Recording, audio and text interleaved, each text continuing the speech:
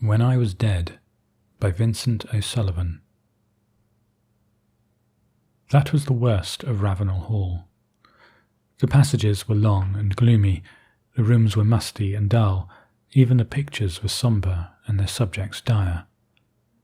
On an autumn evening, when the wind soughed and ailed through the trees in the park, and the dead leaves whistled and chattered while the rain clamoured at the windows, small wonder that folks with gentle nerves went a-straying in their wits.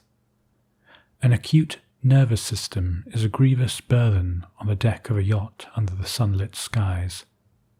At Ravenel, the chain of nerves was prone to clash and jangle a funeral march. Nerves must be pampered in a tea-drinking community, and the ghost that your grandfather, with a skinful of port, could face and never tremble, sets you in your sobriety, sweating and shivering, or, becoming scared, poor ghost, of your bulged eyes and dropping jaw, he quenches expectation by not appearing at all. So I'm left to conclude that it was tea which made my acquaintance afraid to stay at Ravenel. Even Wilvern gave over, and as he is in the Guards and a polo player, his nerves ought to be strong enough.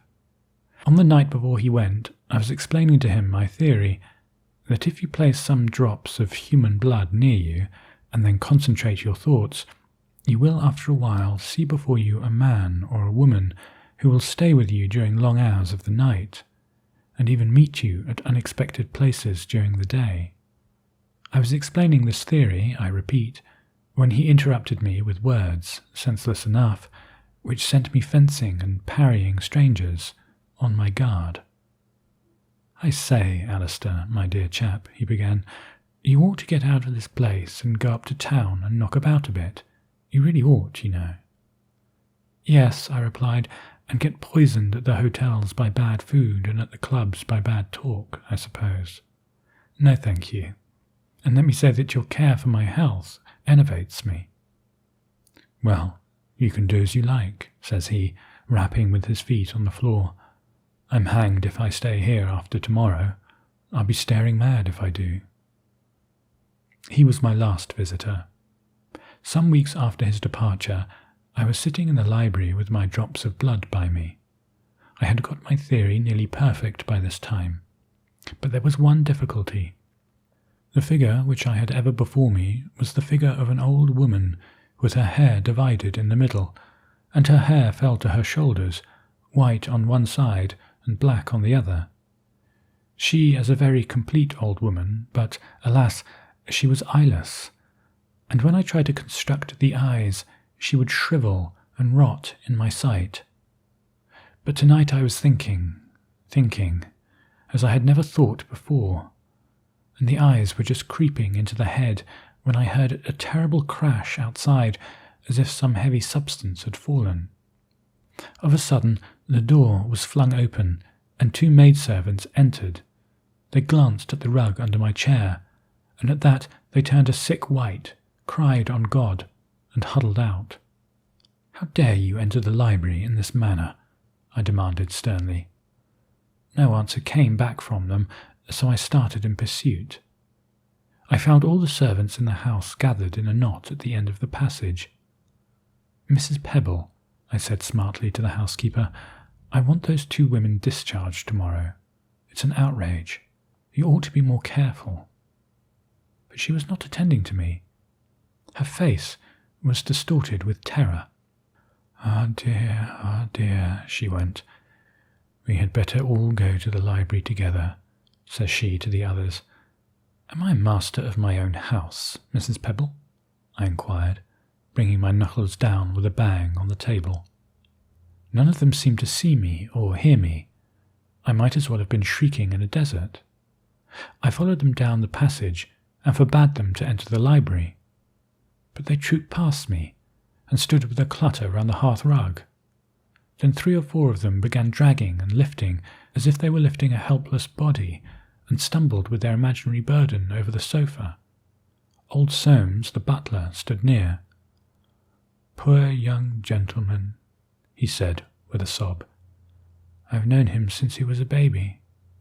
And to think of him being dead like this, and so young, too." I crossed the room. "What's all this, Soames?" I cried, shaking him roughly by the shoulders. "I'm not dead. I'm here." As he did not stir, I got a little scared. "Soames, old friend," I called, "don't you know me? Don't you know the little boy you used to play with? Say I'm not dead, Soames. Please. Soames." He stooped down and kissed the sofa.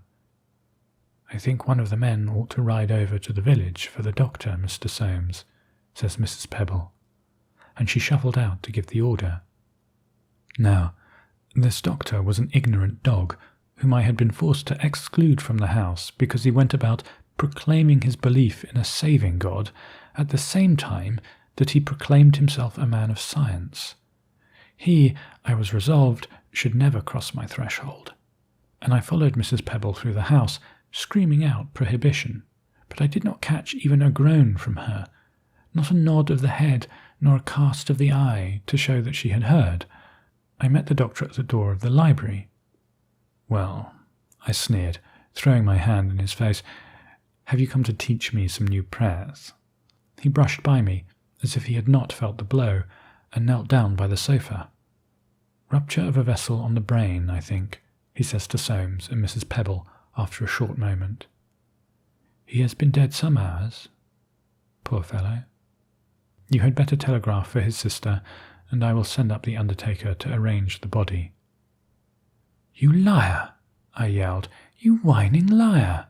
How have you the insolence to tell my servants that I am dead, when you see me here face to face?" He was far in the passage, with Soames and Mrs. Pebble at his heels ere I had ended, and not one of the three turned round. All that night I sat in the library. Strangely enough, I had no wish to sleep, nor during the time that followed had I any craving to eat. In the morning the men came, and although I ordered them out, they proceeded to minister about something I could not see. So all day I stayed in the library or wandered around the house, and at night the men came again, bringing with them a coffin. Then, in my humour, thinking it shame that so fine a coffin should be empty, I lay the night in it and slept a soft, dreamless sleep. The softest sleep I had ever slept. And when the men came the next day, I rested still, and the undertaker shaved me. A strange valet. On the evening after that, I was coming downstairs, when I noted some luggage in the hall, and so learned that my sister had arrived. I had not seen this woman since her marriage, and I loathed her more than I loathed any creature in this ill-organized world. She was very beautiful, I think, tall and dark and straight as a ramrod, and she had an unruly passion for scandal and dress. I suppose the reason I disliked her so intensely was that she had a habit of making one aware of her presence when she was several yards off. At 9:30 my sister came down to the library in a very charming wrap, and I soon found that she was insensible to my presence as the others.